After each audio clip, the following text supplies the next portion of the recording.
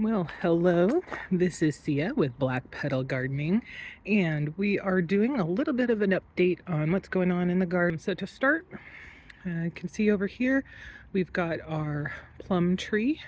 It is blossoming. We've got our Asian pear tree here, which is starting to get the leaf blossoms, and I think I saw, yep, it looks like we have a few flower blossoms as well. All right, we did a quick jump over here to our Santa Rosa plum tree, which you can see is got some beautiful white flowers on it. Now, a quick little story. So I don't know if you can see back here. This is the Brooks plum. And we actually purchased these two trees together in doing some research this year because I have been looking at the Toka plum or bubblegum plum because it has been documented as a really good pollinator for plums. I found out that there's no way that that is a good matchup because the Santa Rosa is a Japanese plum, whereas the Brooks is an Italian or European plum.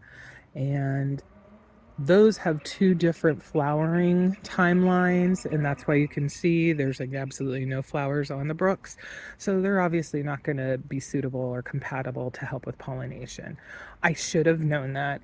If I'm purchasing items, that should be something that I know. I should know what I'm buying and things like that. So that is definitely on me for not making sure I understood or was clear on what was going on. But I will say, as disappointing as that may be, because it won't help with the pollination, the Brooks is well worth the purchase. I'm very happy that we purchased them because the fruit are delicious. All right, so now we're taking just a quick little jaunt over here. So this is in the back of our property, and if you watched our tour video, you know this is our cocktail tree, which has peaches on it and plums. It's just supposed to have apricots and nectarines as well, but have yet to see that manifest. But you can see we have some nice flowering on the peach section, and over here the plums definitely are flowering. So I'm going to take that to mean that this plum variety is a Japanese because it's, you know, flowering at the same time as our Santa Rosa, which is a Japanese plum. All right, keeping on with the peach ideal.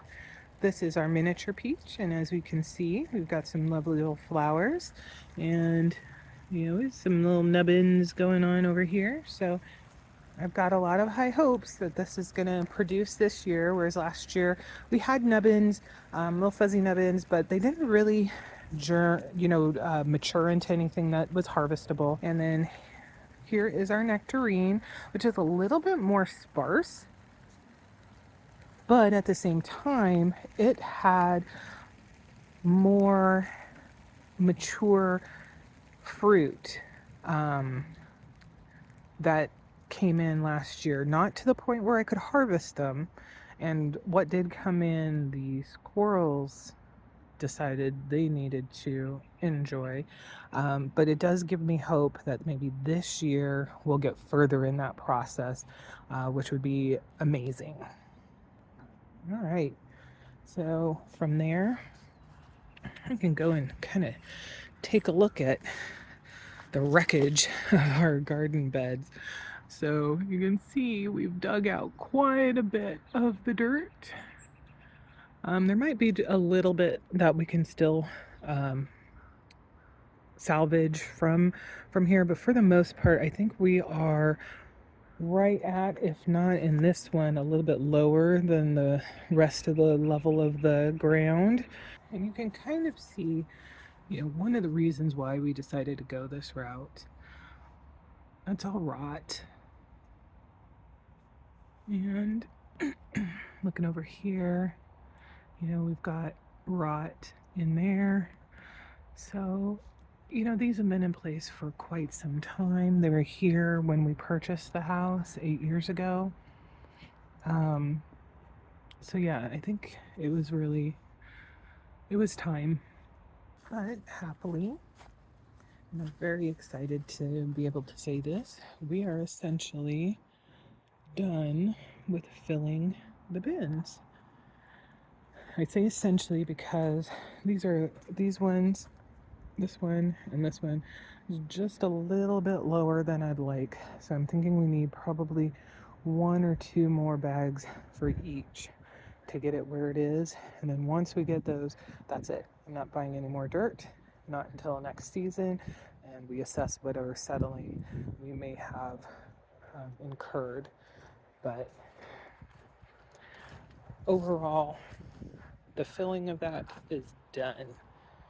Now, the next project that we had on the list and that we have made some huge strides for was expanding our blueberry area. And as you can see, we've got a bunch of the black plastic down, the yard plastic, however you want to call it. We are going to get some more of this red bark mulch and have it to cover the entire area so it looks very uniform. Now the plants that we put in, this is a peach sorbet. Oops, right there. And this one over here is pink lemonade, and I have wanted one of those for a number of years. So I'm very excited and hoping that this will actually fruit this year so I can see what it's like. But if I have to wait till next year, it is what it is. Now, this is the full expansion that we're going to be doing for the blueberries. Over here is a secondary area that we can plant something. I don't know that we're going to do blueberries because I do like the idea of all the blueberries being in a similar area for pollination purposes. So at this point, we do have 6 bushes, and assuming they stay, in good health, that seems like a reasonable amount for 2 people. We have our honeyberry trees, bushes over here. We didn't have any fruit last year to speak of. There were a couple that were on the plant when we bought them, and I tasted them, they weren't that great. So maybe this next year, now that they've been in the ground and had time to settle, etc., we can really see what it's all about. But that does leave this area open for 2 more plants. Not really sure what to put in there, to be fair. If you have any suggestions or ideas of what we could put in there, I'd love to hear them. Now, over here, this area will not end up with full sun throughout the day, not to the same extent as the other areas over here. So we're going to use this as where we put some paving stones for a path, because I also don't want to be, as much as possible, traipsing through here and getting all of the bark dust on my shoes and then tracking it in the house. And what I might do is kind of have a path that comes here and splits so that we can kind of walk amongst things. Maybe put a couple, we don't have them right now, but put a couple over there too to help with that. We'll see. But yeah, the weather has definitely turned. So I'm trying to hide underneath the eaves over here next to the house while I do this video. It's cold.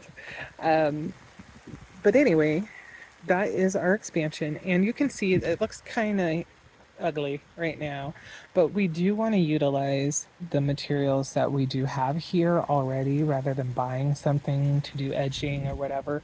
So we'll probably do a bit of a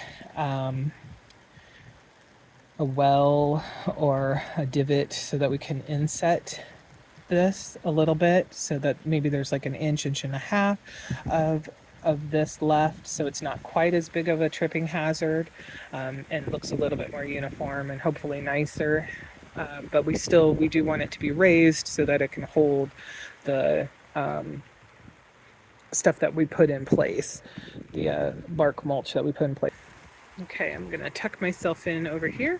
Once we get to a point where we have, 5 days in a row where the overnight temperatures are in the high 40s to mid 50s, I think that's when I'll feel a little bit more comfortable with doing, putting some more stuff into the ground, particularly things that we're direct sowing.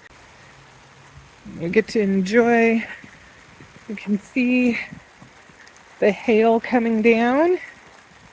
But all right, so here we are. So this was the first bin that we actually got as full as we're gonna get them. And we ended up planting 2 of our onions that we saved from the old bins, and they seem to have transplanted okay. And then we put in some onion sets, and those are starting to come up, which is great. Very excited to see that. We planted peas all along here, and they're supposed to germinate in 6 to 10 days. Well, it's definitely been well over 10 days. So I'm thinking maybe it's just been just a little too cold for them still. So I have hopes that they'll do their thing and come up. Unfortunately, we do have little things growing, and I'm guessing they are weeds. So there's probably going to be a fair amount of weeding that we're going to have to do, even though a lot of this dirt isn't the native soil from our yard. It is, compost, mulch, that sort of thing. So those bags that you get at the garden store, they're not that pristine. That said, some of this hopefully might be, I don't know, maybe 1 or 2 of these are the Rudbeckia or brown-eyed Susans that we planted. We'll have to see. And then coming over here, it's the same situation. We've got a lot of little dinky seed things going on, and most likely these are weeds, but they could also be the feverfew that I sprinkled over along the side. I don't know, but I will say though the peas over by the other cage haven't shown any life. We do look like we have a seedling coming up here, so here's hoping. But yeah, well, I'm standing in a rainstorm, so at this point I am going to call this update and tour good. Whew, it is cold and rainy. All right, everybody. I hope you have a marvelous day. I hope you are staying warm and dry. And until next time, take care of yourselves. Bye bye.